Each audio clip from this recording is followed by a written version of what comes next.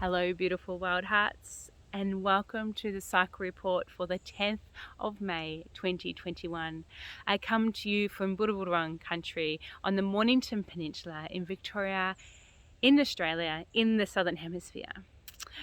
So today I'm about to step into the School of Shamanic Womancraft Victorian 4SJ Dark Moon Gathering, and what this gathering is all about is to let go and shed and journey through the parts of ourselves that we want to let go of, and it's also the reclaiming. So we go through the Inanna ritual of letting go each gate, 7 gates, and letting go of all that no longer serves. And we sit in the underworld, which is the darkness, which is the void, the opening to the cosmic space, the creative force that allows us to reclaim ourselves as creative beings, as our birthright on this earth.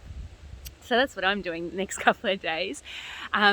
So this is all coincide with the dark moon. So we are, the new moon here comes in on Wednesday morning at like 4:30 in the morning. So this is our opportunity in this dark moon, is to let go of all that no longer serves us and all that's no longer for our highest good. And on the new moon on Wednesday is the reclaiming of what you want to take into the next new moon cycle.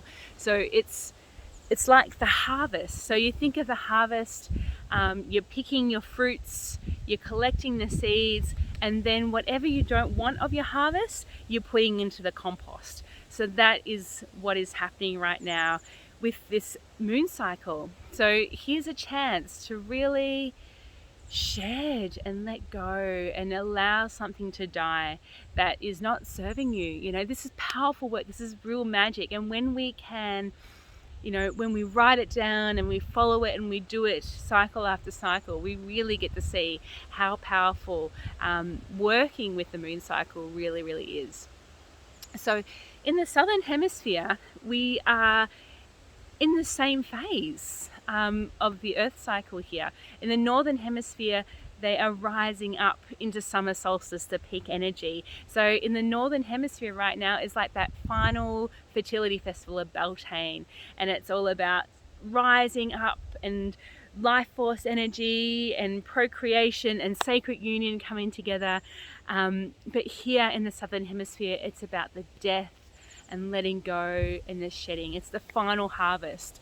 So last Wednesday, here in the Southern Hemisphere, it was Halloween, or Samhain, or Hallows Eve, which is all about the final harvest. So think of pumpkins, and it's where the portals are the thinnest between us and the spirit world. So it's all about death, and thanking the ancestors for the life that they lived, and attending to their altars, if you're able to go and visit their graves and things like that. That's what we do as a family, is go and visit our ancestors' graves and attend to them and leave them flowers and thank them for the life that they lived so we can be here today.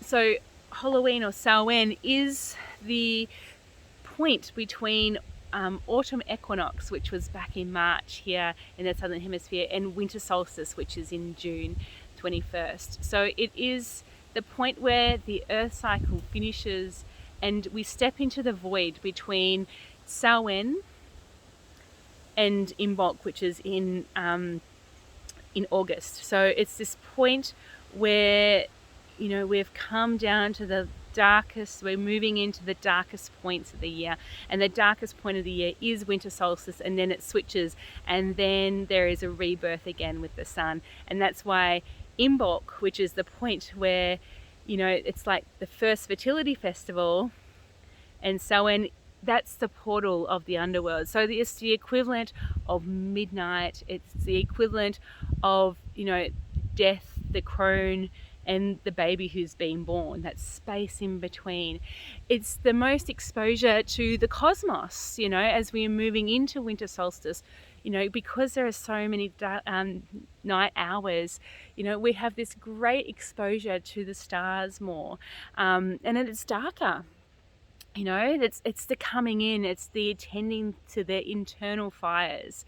So this is our chance, our opportunity to, again, that double energy of the moon, which, going into that dark moon, and the season moving into the winter solstice. It's all about letting go, shedding, and coming back in to our inner space, our internal space, the quietness. It's like a meditative space, really.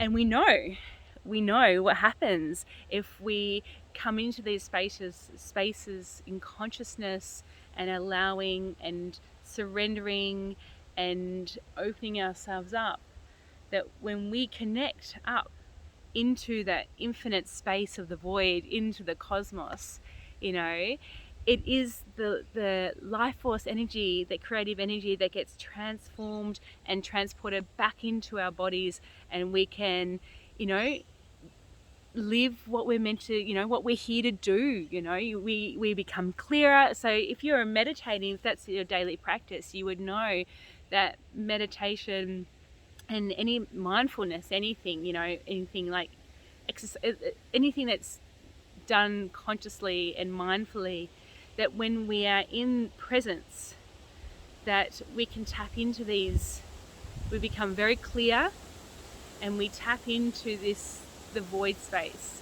and receive information that we need to receive to take us to our next place of wholeness, and to live with, that deep trust that comes with when we have to let something go. And it's also initiation, it's initiation of going through the underworld. I'm just thinking of, the underworld goddesses like Persephone, for example, who goes into the underworld and she eats the pomegranate seeds, and she becomes the queen of the underworld to emerge back in spring. Inanna is a classic, that's why we do the Inanna story for this process. And that's why, Inanna is so close to my heart, because she does let go through the 7 gates, going into the underworld to visit her dark sister Eurishkigal, who sits on the throne, which is just another aspect of her. But meeting your shadow self in those places, and just having a death, and allowing anything that no longer serves to be let go. And then when we do that, we open ourselves up to something new and new possibilities, and then we can start to see what we need to reclaim on our ascent back up to the light. So if this is resonating with you and you are feeling the call of Inanna, I just wanted to give you a couple of things I'm doing. We have the new Invoking Inanna Journey new circle starting on the 18th of May, Tuesday the 18th, and that's an online journey, and it's a circle where week by week we consciously go down into the underworld and letting go of all that no longer serves, and sit in the underworld, and then we come back week by week and reclaim our power, and that is shiny gold by the time we come to the end.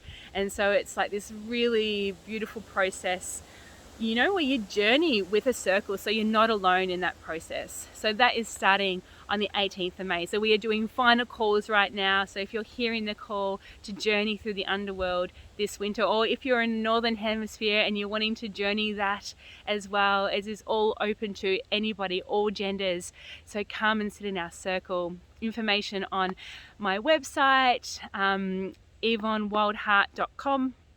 So have a look for details there.